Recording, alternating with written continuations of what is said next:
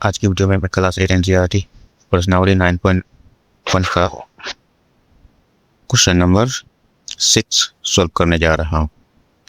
इसमें बोला जा रहा है कि एक समचतुर्भुज का क्षेत्रफल ज्ञात कीजिए जिसकी भुजा 6 सेंटीमीटर और शीर्ष लंब 4 सेंटीमीटर है।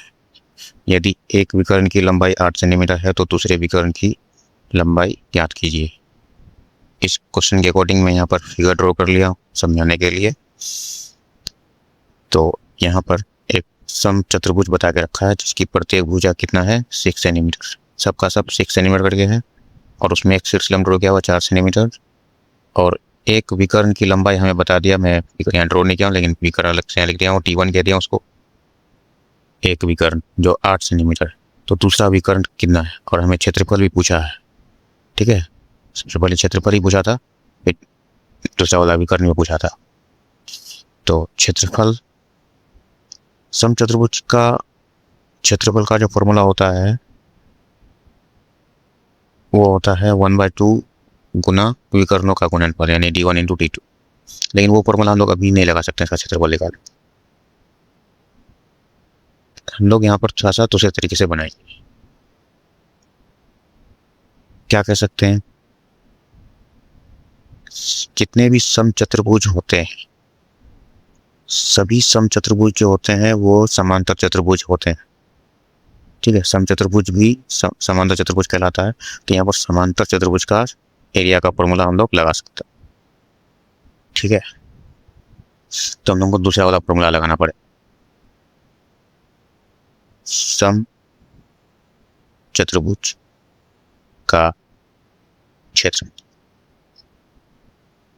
बराबर समांतर चतुर्भुज का क्षेत्रफल।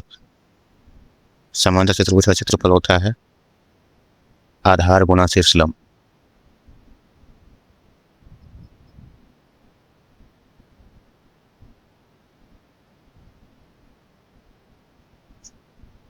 यानी कि B × H बेस × हाइट।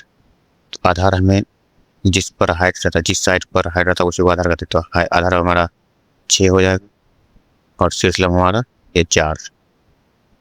तो 6 × 4 = 24 सेंटीमीटर स्क्वायर। तो एक आंसर तो हमारा हो गया। दूसरा वाला डायगोनल पूछा। अब डायगोनल पूछा तो इसमें कुछ इसका पुराना वाला फॉर्मूला लगाना पड़ेगा। ठीक है, जो विकर्ण लेकर के जो फॉर्मूला होता है वो वाला फॉर्मूला लेके निकालना पड़ेगा। जब भी डायगोनल का बात आए तो डायगोनल वाला फॉर्मूला लेना पड़ेगा। तो हम लोग यहाँ पर कहेंगे समचतुर्भुज का क्षेत्रफल 1/2 D1 गुना D2। ये फॉर्मूला लगा दिए।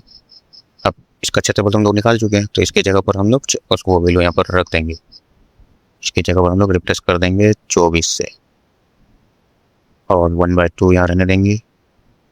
D1 8, D2 रहने देंगे, 2 से 8 कट जाए तो 24 बराबर 4 गुना D2। अब 4 इधर ट्रांसफर कर लेंगे।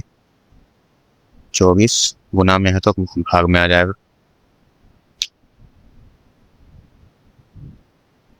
बराबर D2। अब 4 से भाग यहाँ पर क्या बनेगा 6। D2 हमारा निकल गया यानी दूसरा वाला डायगोनल हमारा 6 हो जाएगा।